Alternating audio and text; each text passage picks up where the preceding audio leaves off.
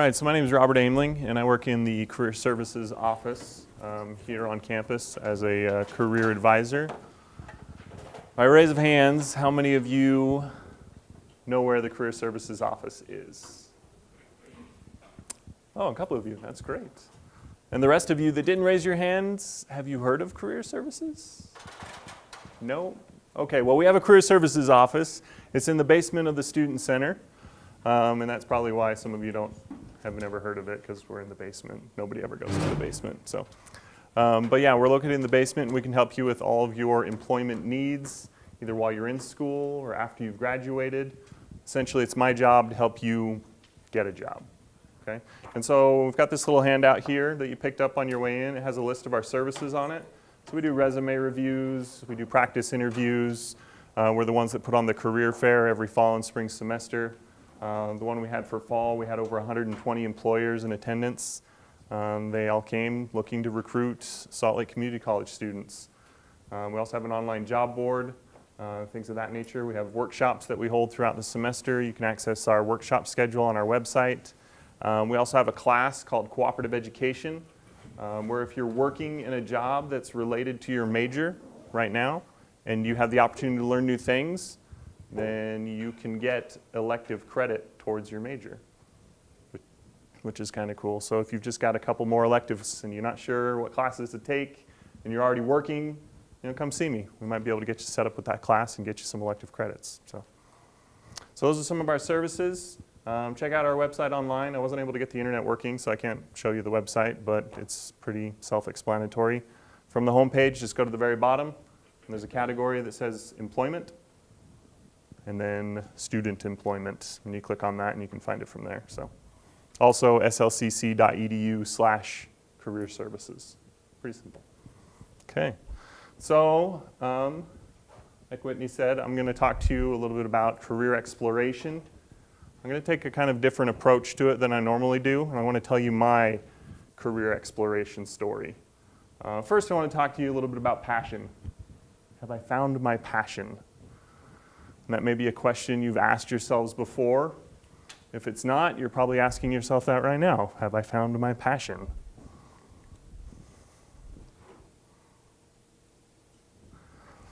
What if I haven't found my passion? Is that okay? I see some of you nodding your heads yes, some of you nodding your heads no. What do I do if I don't have a passion? How do I find one? How can I choose a major or a career if I don't have a passion? Ever feel like you are supposed to have a passion? I mean, how many times have we heard that in our lives? Oh, if you pick a career that you're passionate about, you'll never work a day in your life. You ever heard that before? Do you guys feel like that's true? Oh, some of you are starting to hesitate now, and you're like, well, I thought it was true, but I'm not sure where this guy's going with this. If you have found your passion, great. That's fantastic. But if you haven't, it's okay. You don't have to have a passion for a career to be happy with your life and to be happy in your job. You really don't. But sometimes I think we feel like it's the expectation. We're supposed to have a passion. How can we possibly be happy with our lives if we're not passionate about our jobs? Well, I know lots of people that aren't passionate about their jobs, but they have lots of other passions. They still are happy with their lives and happy with their hobbies and their other passions. They enjoy their work. Maybe they're not really passionate about it, but they still enjoy it. It provides. You don't have to have a passion. It's not required. No one ever said when you enrolled at Salt Lake Community College, okay, put your passion here in this box. Oh, you don't have one? Sorry, you can't come to school. That's never a question in an interview, typically. So, is this your passion? Because if you say no, then we're not going to hire you. No, employers don't say that. This is a great quote by Hunter S. Thompson. Pick the kind of life you want and build everything else around it. So ask yourself, what kind of life do you want? What does that look like? Take a second and think about what your life, what you want it to look like. Does that involve happily married, 10 kids? Does it involve, pulling a trailer behind your truck and traveling around the country? Does it involve a really fancy sports car and a big house? Or is it a little bit more simple? Do you long for the open road? Do you like to travel? Or are you kind of a homebody and you never leave your hometown ever?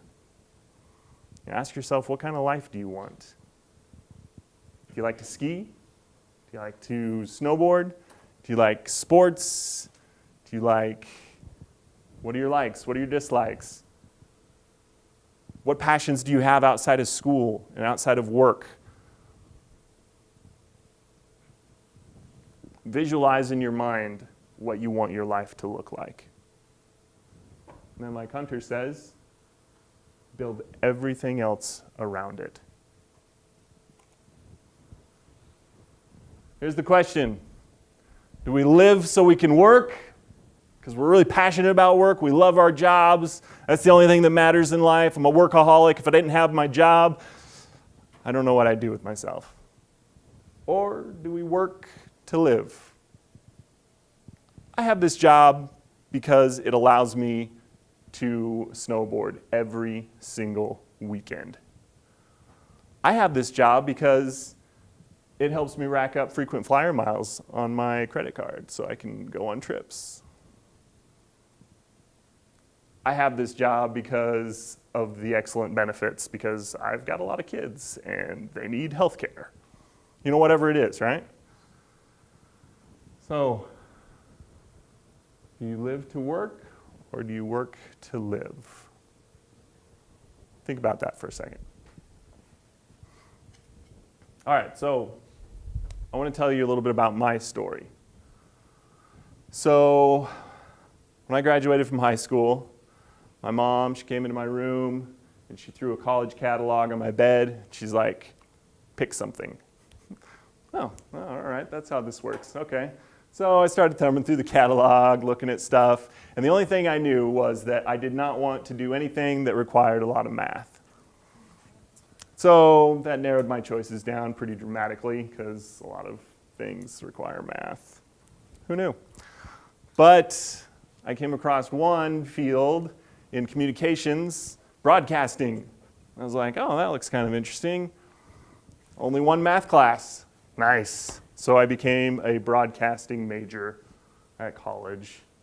And it was fun. I worked for the local radio station while I was going to school and got to be the voice of my college and, did some news reporting, and even we had a little TV show that we did. And, it was kind of fun, but I had no idea what it was going to be like when I graduated. I had no idea what the real world was going to be like. No clue. I just knew that it was kind of fun while I was going to school. And it worked out until I graduated and I got my first job in radio. Show up the first day and my boss is like, you want to work in radio? Well, that involves sales. I was like, I don't want to do sales. I want to be on the radio. Nope, sales. That's what I ended up doing. I hated sales. I was the opposite of passionate about sales. But that's what I ended up doing because my boss is like, well, that's how the world works. That's what broadcasting's all about. You gotta sell airtime. And he gave me a phone book and pointed me to my desk and said, start calling companies. So I cold called from the yellow pages. Started with A, just kept going. And eventually they had to let me go. It's probably one of the greater things that happened in my life. And it was due to the fact that they were going bankrupt. I wasn't a very good salesman. Go figure. Okay, and then from that point, I needed a job. So my roommate's like, hey, come work for our company. Give me your resume. I'll send it on to my boss. I had no idea what the job was all about. Show up for the interview. Turns out it's supply chain management, freight logistics, more sales. I became a freight broker. And so I coordinated shipping with trucking companies, getting freight moved from point A to point B on the phones all day long, coordinating with truck drivers. Where you at? That freight was due yesterday. And then this was at the height of the recession, and people were losing jobs left and right. And I was like, oh, okay, I've got to hang on to this for dear life, even though I can't stand it. I've got to hang on to it as long as I possibly can. And then they had to let me go because, well, the recession, it wasn't nice. And I lost my job. Worst day of my life, but also the best day of my life. But it was at that point I really needed to figure out what the heck am I doing? And so I started asking myself some of these questions, what my passion was. I didn't really know what my passion was.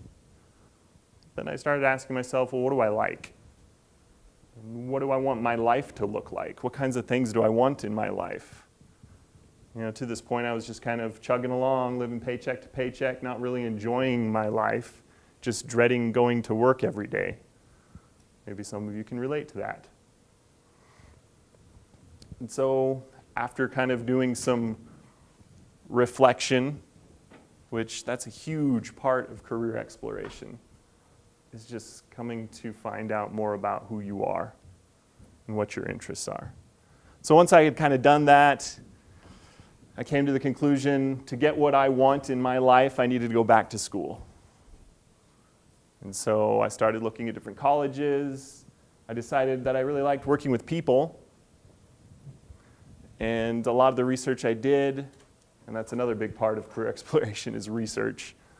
Just researching out what's out there. The college has some great resources for that, by the way. And hopefully we'll get to that. But I started doing some research on my own, trying to figure out what schools offered what programs. And all the research told me human resources. They work with people, right? So I was like, okay, cool, human resources. Utah State has a pretty good program.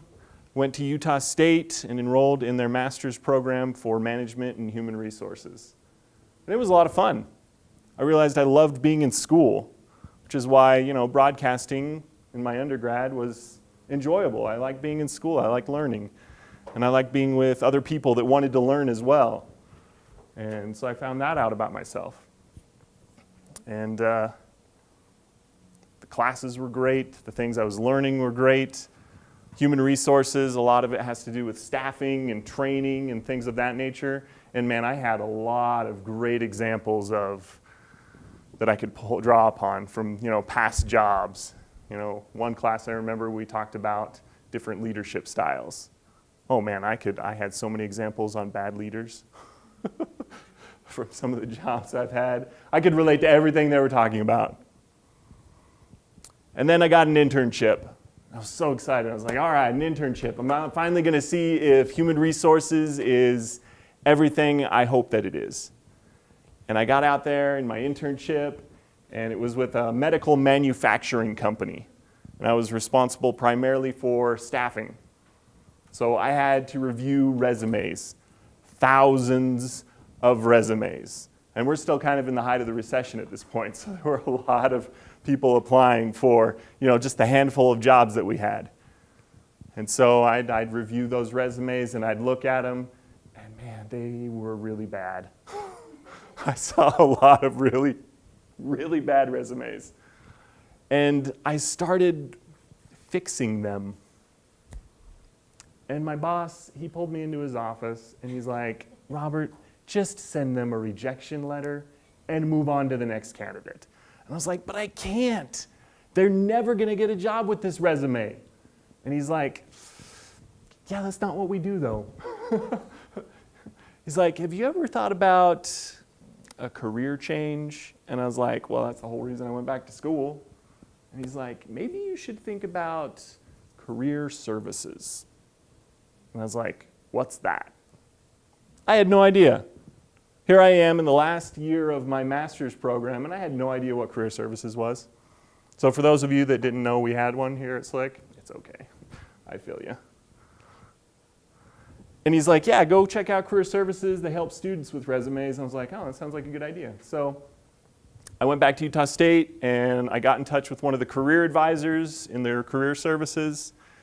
And I asked him, I was like, hey, can I come and do an informational interview with you? Can I ask you some questions, just gather some information about what you do? And he was like, yeah, that's great. Come on over.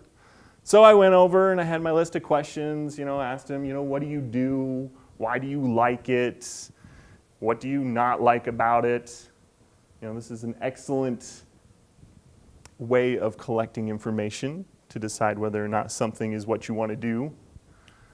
And so, we spent about a half hour together just talking. By the time he was done talking, and he's like, oh yeah, I review resumes, I help students get jobs, this, that, and the other. And I was like, wow, I want your job. And he told me no, go get your own. He's like, this is my job, you can't have it. And I was like, okay, so I had a new mission and I had new purpose. And I started looking for jobs in career and employment services. And in the last semester at college, I got a job at an employment agency in town, and I reviewed resumes and talked to employers and got them to post jobs. And I was like, yeah, this is good. This is good. I can do this. I could do this the rest of my life. It still has an element of sales, which I wasn't a big fan of. But in career services and in your job search, the thing you're selling is yourself. Like, you're the most valuable product, and you're trying to sell that product to an employer. And it was my job to help people develop the tools and resources so that they could sell and present themselves in the best possible way. And for me, that was exciting. For me, for a long time, I decided, yes, I found my passion. Yay! Because I was worried about that. I was worried I didn't have one. And now I had one. Life was complete, right? But then, I discovered other passions that I have. I'm really into real estate and cars, and I have a family now at this point, and I now love Hot Wheel cars more than I ever thought I would, because my 2-year-old is obsessed with them, right? And so I had other passions. I'm still really passionate about my job too. But I determined for a long time that this is what was most important.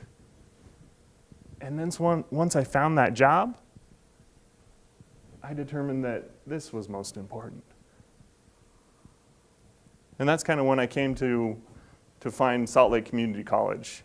And it helps me to have both. And I feel really fortunate for that. It doesn't always happen that way, but sometimes it does.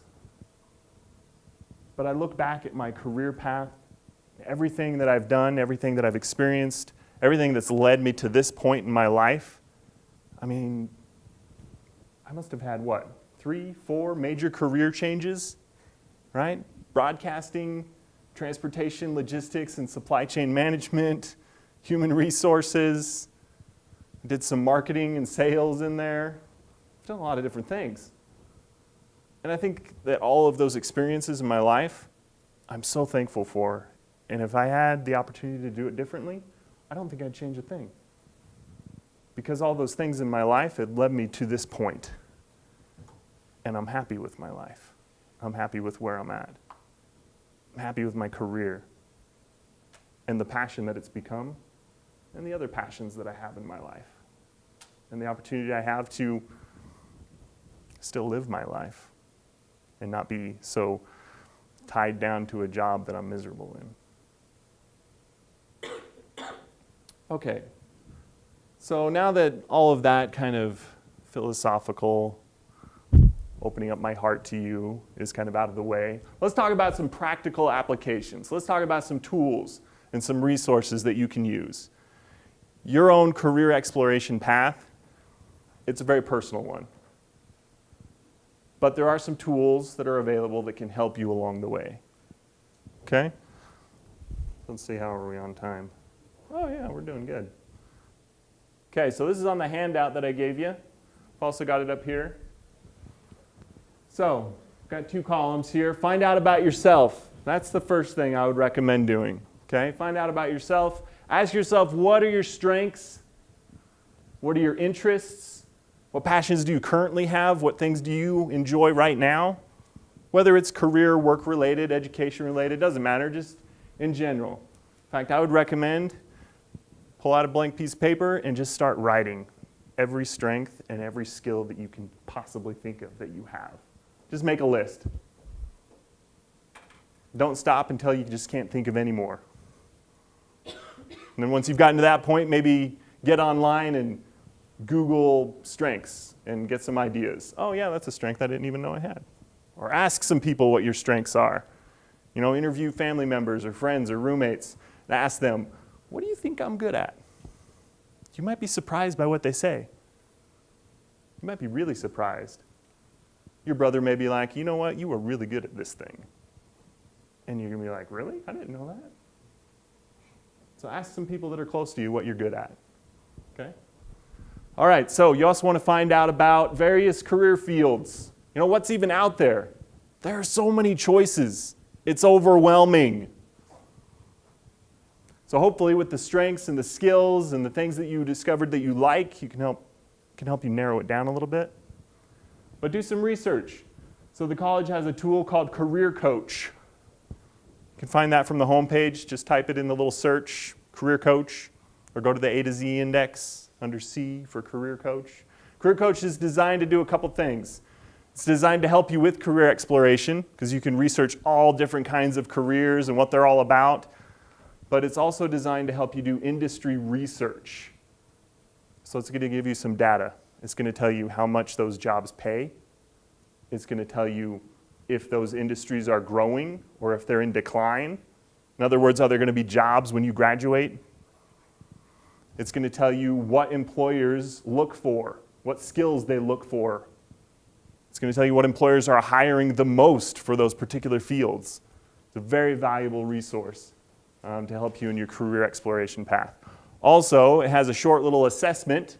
You go in, you answer some questions, takes like 10 minutes, and then based on the answers, it'll give you some suggestions on what might be a good fit for you. It's always a good place to start. Okay?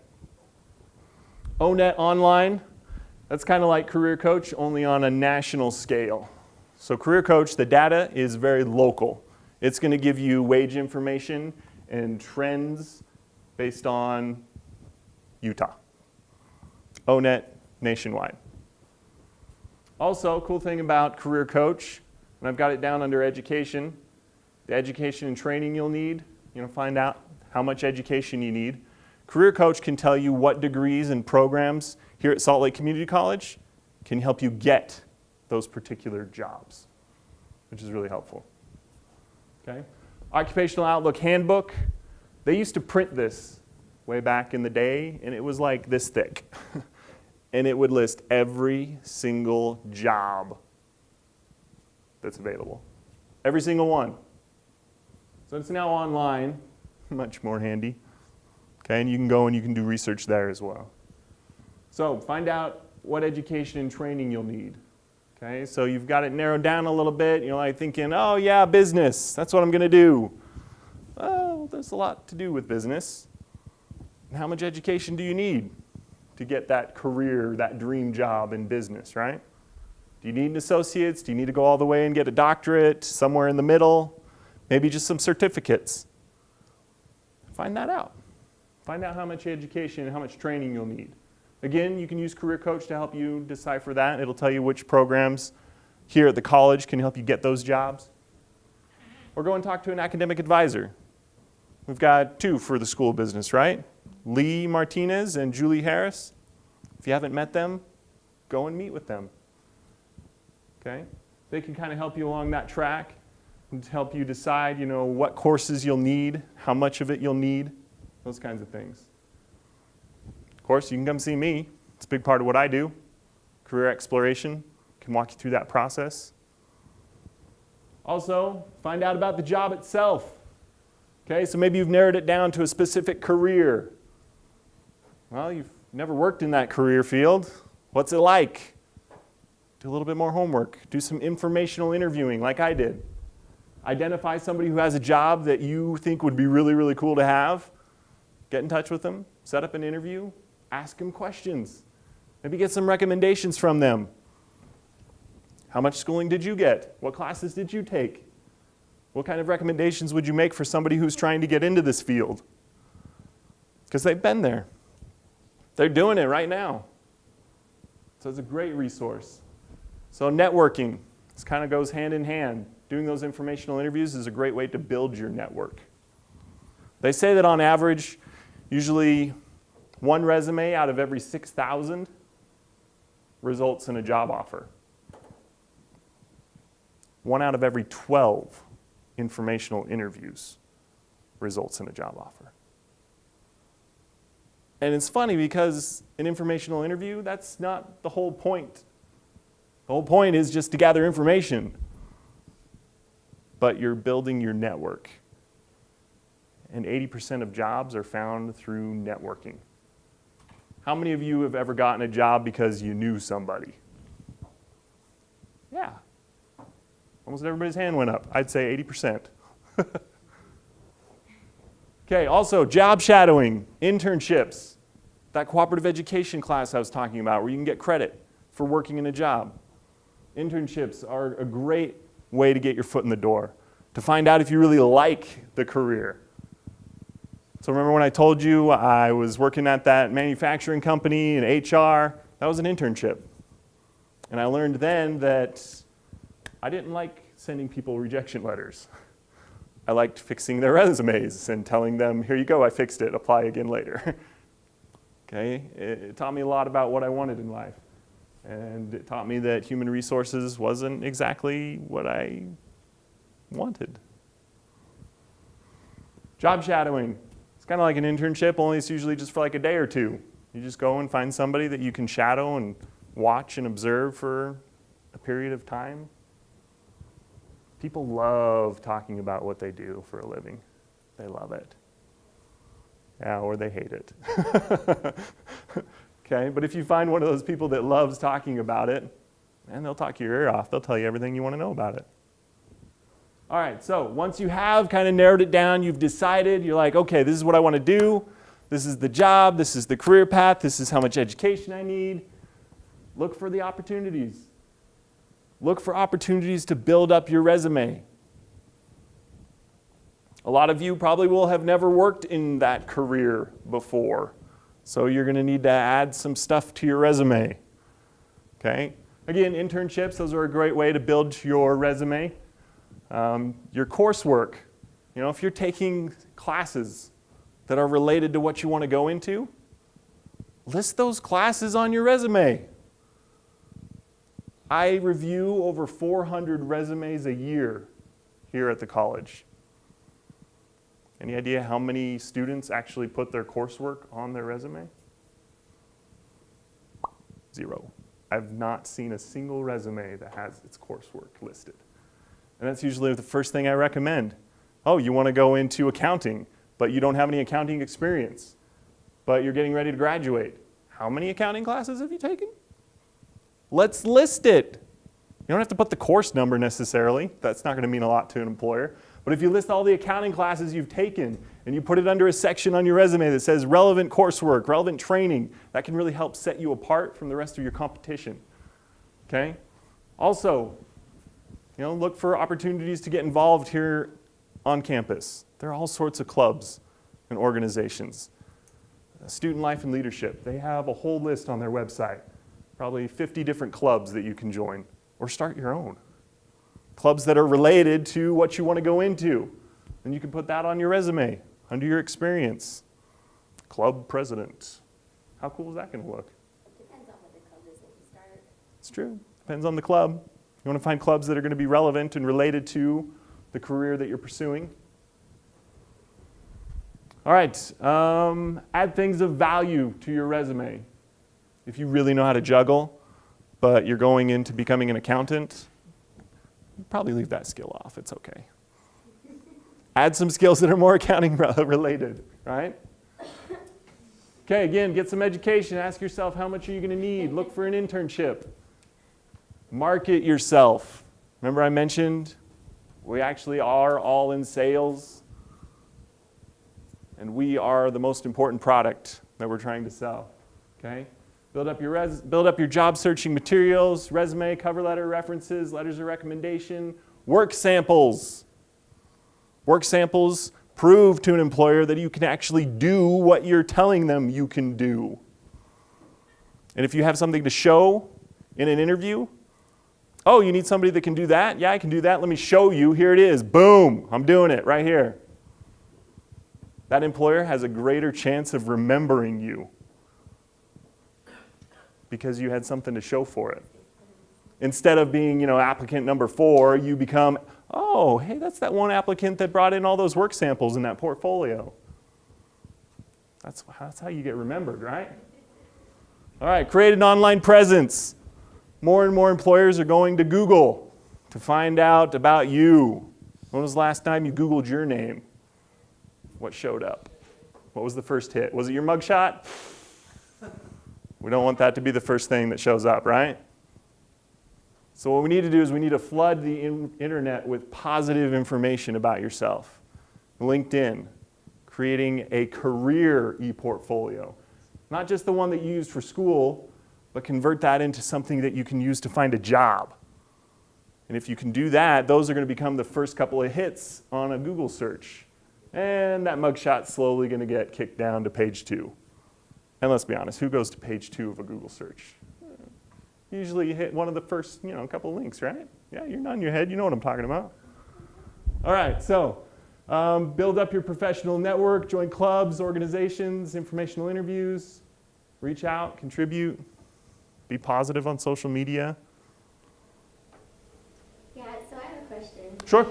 How do you, and I don't know if you know the answer to this, I don't know if maybe this is a group question, but how do employers, excuse me, how do they get into your Facebook and look at things? Like if you're private, I know they can, but they can get in and see what's on. I mean, I know it's better to keep it private, but they can get in and look and see things that are on your Facebook. How do they do that? It depends on your security settings. If you have them locked down, if you have your security locked down pretty tight, they shouldn't be able to see anything but maybe your name. So, but that's something to evaluate. Ask yourself, what's my social media presence look like? And can other people find it? Maybe log out of all your social media sites and then do a Google search for yourself and see if you can find your Facebook. And if you can, and it's all still visible, go back through and identify what you can do to lock it down a little bit more. Or better yet, just make sure it's clean and professional. Good question, though. That's as close to the secret as I can get. Yeah. Any other questions? That's good. I actually do have another question that's actually real. Anyway, do you put any stock into the Myers-Briggs test? Yeah, that's a very useful tool. It's not going to tell you exactly what you should do. Here's the one job. Here's the golden ticket. Boom, you should do this and nothing else. But Myers-Briggs is a career assessment test. It can help give you a good start. Because like I mentioned before, there's a lot of occupations out there. And those career assessment tests can help you narrow it down and give you a place to start from. So yeah. And the college offers a version of that called Type Focus through academic and career advising. I think there's a free version. And then if you want it interpreted by one of the academic advisors, you can pay to have it interpreted. There's also the strong interest inventory, which will tell you things that you're interested in and compare it to other professionals. And it'll tell you what those professionals who shared your same interests, what they're doing. So it can kind of give you a different perspective. But Career Coach has a really short and simple one, which you can try out for free. Good place to start. But yeah, those are by no means an end-all, but a good foundation. Good question. Any other questions?